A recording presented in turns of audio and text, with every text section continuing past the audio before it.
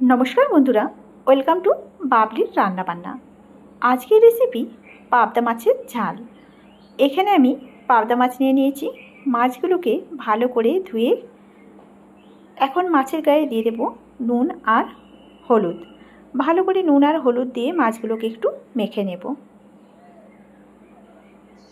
अन्यदिके ग्यासेर चूलाय आगे थेके कड़ाई गरम करार जोन्नो बसिए दिएछिलाम। कड़ाइर मध्य दिए दिलाम आमी सर्षेर तेल। तेलटा गरम करे नेब। एबार एके एके करे माछगुलोके छेड़े देब।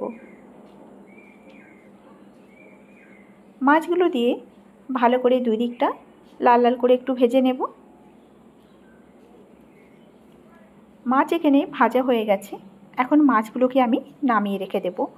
मशला करार जोन्नो एखाने निये नियेछि आमी टमेटो, शुकनो लंका और देब कयेकटा काँचा लंका। आजके बिना मशलातेई रान्नाटा बानाबो। एरकम भावे माछ रान्ना करले खेते भीषण सुंदर हय और खूब बेशी मशला दिए रान्ना माझे मধ্যে खेतेও इच्छे करे ना। এখন মাছ ভাজার তেলের মধ্যেই আমি দিয়ে দিলাম ফোড়নের জন্য কালো জিরে।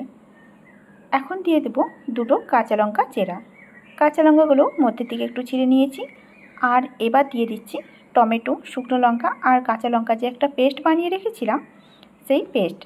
এখন ভালো করে নাড়াচাড়া করে এটাকে কিছুক্ষণ সময় রান্না করে নেব। এখন এর মধ্যে দিয়ে দিলাম হাফ চামচের মতো হলুদের গুঁড়ো আর দিয়ে দেবো এখানে স্বাদ মতো নুন। এবার ভালো মতো করে টমেটোটাকে রান্না করে নিতে হবে যাতে টমেটোর থেকে যে কাঁচা গন্ধ থাকে সেটা চলে যায়। কিছুক্ষণ সময় দেখো রান্না করার পর ভালো মতো টমেটোটা কষানো হয়ে গেছে। এবার মিক্সিং জারের মধ্যে আরও একটু জল দিয়ে এর মধ্যে দিয়ে দিলাম। খুব বেশি রান্নাটা ঝোল বানাবো না, তাই অল্প একটু জল দিলাম। ঝোলটা যখন একটু ফুটে উঠবে এবার তখন দিয়ে দেবো একে একে করে মাছগুলো। মাছগুলো দিয়ে নিয়ে আরও কিছু সময় ধরে আমি একটু রান্না করে নেব। মাছগুলো যখন একটু ফুটে আসবে এখন আমি এর মধ্যে দিয়ে দিচ্ছি কাঁচা লঙ্কা। নামাবার আগে কয়েকটা কাঁচা লঙ্কা দিয়ে যদি নামানো হয় এতে করে মাছটা খেতে ভীষণই সুন্দর হয়। আর দিয়ে দেবো উপর থেকে একটু কাঁচা সর্ষের তেল দিয়ে গ্যাসটাকে বন্ধ করে দেব। তৈরি হয়ে গেল আজকের রেসিপি পাবদা মাছের ঝাল। আজকের রেসিপি তোমাদের কেমন লেগেছে অবশ্যই কমেন্ট করে জানাবে। আর রেসিপি যদি ভালো লাগে লাইক করতে একদম ভুলবে না।